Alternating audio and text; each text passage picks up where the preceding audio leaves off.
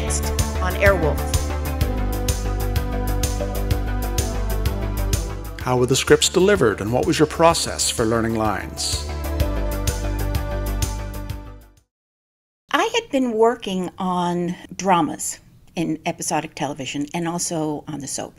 And those scripts came pretty close to what we were going to do. Sometimes we would get changes on the same day after we did a dress rehearsal and they needed to cut for time or some information was missing.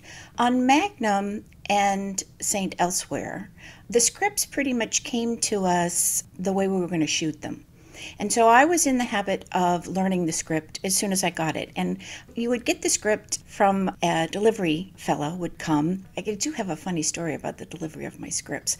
I had been advised in the house that I lived in, had people come out to just check for security and all that kind of business. And I had been advised to put fences right up to the front of my house, secure all of the front windows. So I didn't open those typically. And then get the biggest, blackest dog that I could physically handle.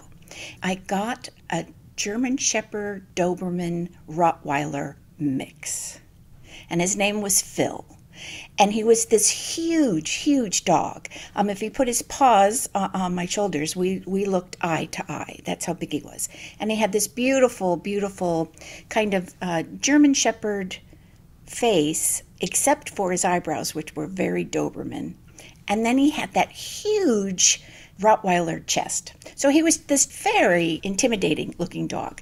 And I worked with him with the trainer, so he had all of his commands. Basically, he was very sweet. If someone came to my home, I had to invite them in. I told them not to touch or pet the dog. I told them not to look at the dog, don't talk to the dog.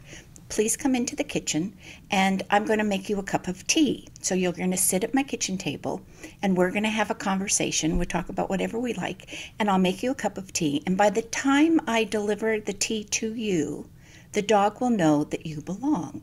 And this had been worked out with my trainer because I needed a dog that would take care of me, but that wouldn't attack my friends and family. And he was also border trained without any gates or anything. So I could put him in a particular room or part of the house and say, stay. And I'd tap the two sides of the door, and he knew that's where he was supposed to stay until I called him. Well, when I was getting scripts delivered, sometimes it would be 10 o'clock at night. I'd go to the door to get the script, and I'd call Phil, and he'd come. And before I would open the door, I gave him the command to sit and stay, and then I would open the door. And the people who were standing on the other side of the door would always like to say, oh, does your dog bite?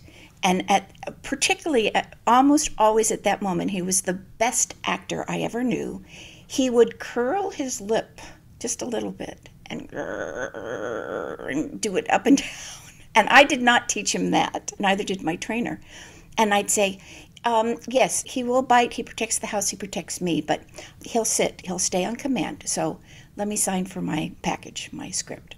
And off they would go. And I knew that they were terrified of this dog, which was a good thing because a lot of those delivery fellas were bonded by the studio. So they'd been checked out. But that was also at a time when actresses were being stalked. I had been stalked. I just needed to have that protection. So that was the script delivery process. So I would get the script, I would run inside with the script, tell Phil he was a good boy, make a cup of tea, and go sit down with the script because that's the way I learned it. I had a particular chair that I sat in. I highlighted my script or notated my script in pencil. I didn't use a highlighter. I'm dyslexic. Part of what I need to do is look at things as a unit. In my computer brain. I would circle where it said Caitlin and then put a box around the entire part of my dialogue. And if it was interrupted by an action or stage direction, I just included that in the box. So I had that unit. And then my first read through, that's what I would do. I would read the script for pleasure and to see what was going to happen this week and notate it like that. Then if I felt as though it was going to be a difficult script to learn, because I'm probably working on another show right now. So I've got two scripts concurrent in my head. Then I would go through it again and I would start to look at where action and or character and or relationship were affecting Caitlin. I would start to think about those things and how they might play out. You can't know exactly what your fellow actors or guest stars are going to do, but you know what Kate would do in that situation. And so I would go through and I would notate like that. My scripts were probably more heavily notated early on, simply because I was still learning the character and thinking about who she was and where she was from and all of those kinds of things. Going through it probably 2 times, maybe 3 if there was a difficult passage or something, I might go back over that.